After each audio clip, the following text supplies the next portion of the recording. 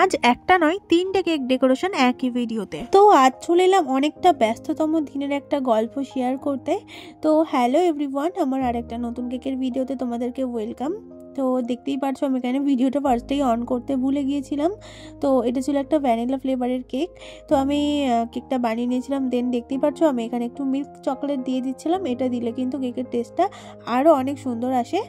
তো আমি এইভাবে গ্রেট করে দিয়ে দিচ্ছিলাম, আর সুগার সিরাপ দেন যেরকম যা প্রসেস সবটাই দিয়ে করে নিচ্ছি। তো তোমরা দেখতে থাকো। এই কেকটা যার জন্য অর্ডার করা হয়েছিল সে কিন্তু আমার খুব কাছের একটা ফ্রেন্ড, তার দিদি এই কেকটা আমার কাছে অর্ডার করে, আর তারা কিন্তু আমার রেগুলার কাস্টমার। তো যাই হোক আমি এটাকে এবার ক্রাম কোট করে নিচ্ছি। আর সেই দিনকে এতটা কাজের চাপ ছিল যে আমি কখন কীরকমভাবে কী ভিডিও নিয়েছি নিজেই জানি না। এখন এডিট করতে গিয়ে দেখছি অর্ধেক ভিডিও নিয়েছি, অর্ধেক ভিডিও নিইনি। তো দেখা গেল একটা কেকের ক্রাম কোট করার ভিডিও নিয়েছি, সেটার ফিনিশিংয়ের ভিডিও নিইনি। তো একটা ডেকোরেশন করার ভিডিও নিয়েছি। তো হচ্ছে আরও যে কাজগুলো হয় না সেইগুলোর আর কি ভিডিও নিইনি।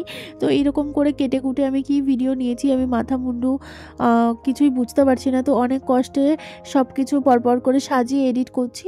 তো এটা এডিট করতে কিন্তু আমার বড্ড কষ্ট হয়ে গেছে, কারণ ভিডিও পরপর সুন্দরভাবে না থাকলে যেটা হয়, তোমরা তো দেখতেই পারলে যে আমি ক্রাম কোট করেছিলাম। দেন ফিনিশিং দেওয়ার ভিডিওটা কিন্তু এখানে নেই, একদমই স্কিপ করে আমি কালার মেশানোর আবার ভিডিও ক্লিপ নিয়েছি।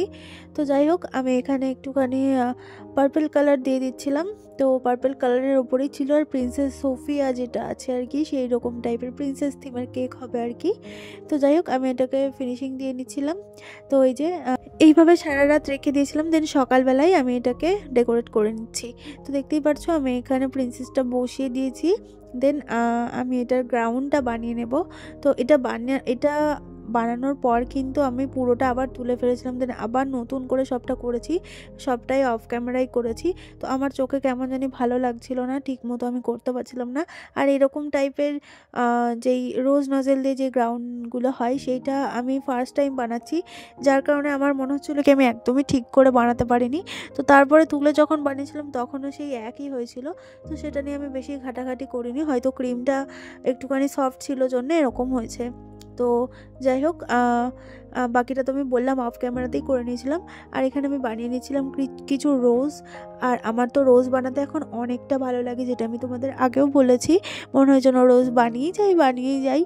তো আমাকে দিদি বলেই দিয়েছিল যে পুরো সেম সেম করে দিতে, বাট আমি বলেছিলাম যে অন্যজনের হাতের কাজ সবসময় কিন্তু এক হয় না, একটু 19-20 হয়, 19-20 হয়। তো যাই হোক আমি সেই মতো আমি করার চেষ্টা করছিলাম। জানি পুরো সেম সেম করতে পারিনি, বাট আশা করি লুকটা সুন্দর এসেছে। আর দিদির কিন্তু অনেকটা পছন্দ হয়েছিল, অনেক ভালো একটা রিভিউ দিয়েছে।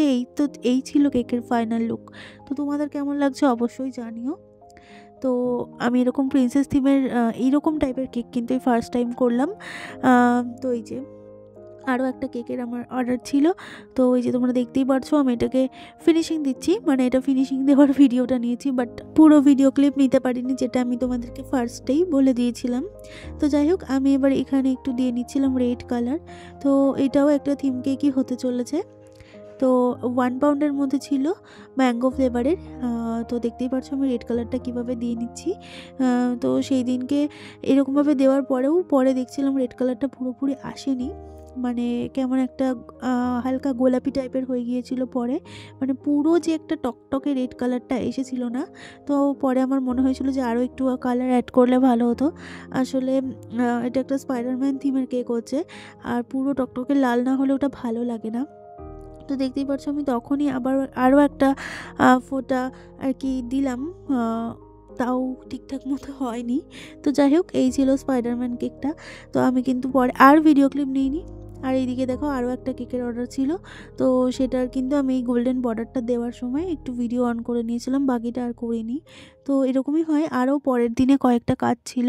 তো সব মিলিয়ে সেদিনকে খুবই ব্যস্ততার মধ্যে দিনটা কেটেছে, যার কারণে ভিডিওটাও ঠিকঠাক মতো নিতে পারিনি।